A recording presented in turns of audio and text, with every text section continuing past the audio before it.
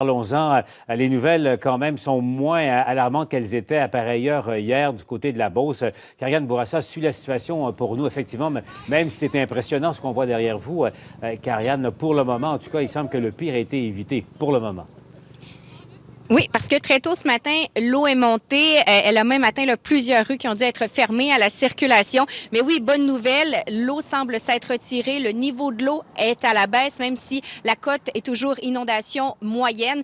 Et là, vous voyez ces images. Il y a une quarantaine de résidences qui ont été inondées. On parle de dommages mineurs, surtout concentrés dans les sous-sols. Il y a 3 personnes qui ont dû être évacuées.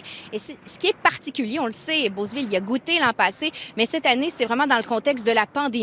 Lorsqu'on veut procéder à l'évacuation de citoyens, il y a vraiment des mesures à prendre. D'abord, il faut leur demander, les pompiers s'approchent, leur demandent s'ils ont des symptômes qui s'apparentent à la COVID-19. Par la suite, on leur demande s'ils ont fait des voyages dans les derniers jours.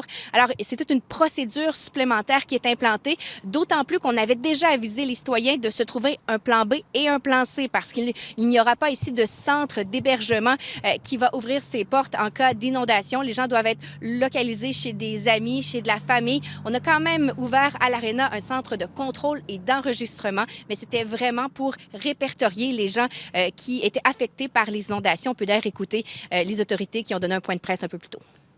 Pour l'évacuation des gens, les pompiers étaient avisés. Il fallait qu'ils se lavent les mains, il y avait des gants. Il ne fallait pas qu'ils rentrent dans les résidences non plus. Mais on était organisé, c'est pour ça qu'on parle d'un centre de contrôle et d'enregistrement. C'est pas un centre d'hébergement. Non. Centre de contrôle et d'enregistrement. Tout était planifié pour protéger notre équipe. Un citoyen rentré dans l'aréna était dirigé directement dans une pièce. Si, mettons, on aurait eu plusieurs en même temps, bien, il aurait été dirigé dans différentes pièces.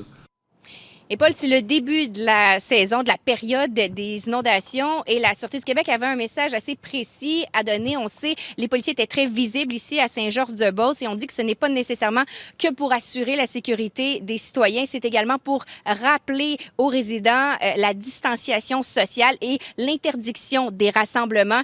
D'ailleurs, on pourra l'entendre un peu plus tard sur les ondes de LCN. Je parlais tout à l'heure avec un policier qui nous rappelle que le constat d'infraction est d'environ 1 000 $ si on décide de venir voir ici ce qui se passe et qu'on se rassemble autour de la rivière. Donc, très mauvaise idée. Un compte-rendu complet cet après-midi à LCN. Kariane qui suit ça pour nous. À tout de suite, Kariane.